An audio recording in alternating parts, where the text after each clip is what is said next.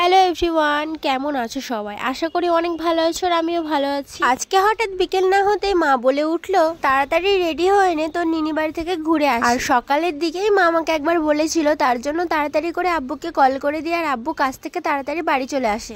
আমি আর দেরি না করে তাড়াতাড়ি করে রেডি হয়ে আমরা তিনজন মিলে একসাথে বেরিয়ে পড়ি। আমি যাচ্ছিলাম টোটোতে আর আব্বু যাচ্ছিল আব্বুর গাড়িতে। মা, আব্বু আর আমার আম্মুটার যাওয়ার কোনো কথাই ছিল না। আমার আব্বু বললো যে না, ওকে আমি নিয়ে যাব। তার জন্য আমার মেজো ভাবিকে বললাম ওকে রেডি করিয়ে দিতে।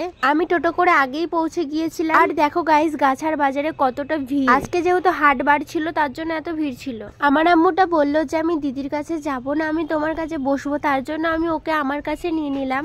তারপর নিনি বাড়ি গিয়ে দেখছি নিনি কাঁথা সেলাই করছে আর নানু বসে আছে। নানুর শরীরটা অনেকটাই খারাপ ছিল আর আমাকে এটা দেখাচ্ছিল। এটা হচ্ছে কোন ইনজেকশনটা দিয়েছে সেটাই আমাকে দেখাচ্ছিল।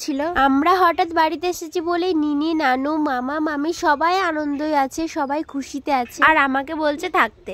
এই পৃথিবীতে যে একবার চলে যাবে সে আর কখনোই ফিরে আসবে না, সেটা আমরা সবাই জানি, কিন্তু বারবার ভাবি। এখানে আমার নানু আম্মুটাকে নিয়ে জড়িয়ে ধরে এত কান্না করছিল কি বলবো। নানু আমার মেজদাকে প্রচন্ড ভালোবাসতো, আমাদের সবাইকে ভালোবাসে, কিন্তু বেশি আমার মেজদাকেই ভালোবাসে। আর আমরা যখনই যাই, এটা নতুন না, আমরা যখনই যাই তখনই আমার নানু কান্না করে। যাই হোক, তাড়াতাড়ি করে আমার নিনি এখানে ডিম সিদ্ধ করছে আর আমাদের জন্য চা করছে। আমরা যেহেতু থাকবো না, কিছুক্ষণের জন্য গিয়েছিলাম। আর এখানে আব্বু নিনির জন্য কত ফল এনেছে। আর আমার নিনি আমাকে কলাইয়ের বড়ি দিচ্ছিল আর শুকটি মাছ দিয়েছিল আর দিয়েছিল 12 কেজি সর্ষে ঘানি করার জন্য। যাই হোক, তারপর আমরা বাড়ি চলে আসি। যারা নতুন দেখছো অবশ্যই চ্যানেলটাকে আমার সাবস্ক্রাইব করে দিও।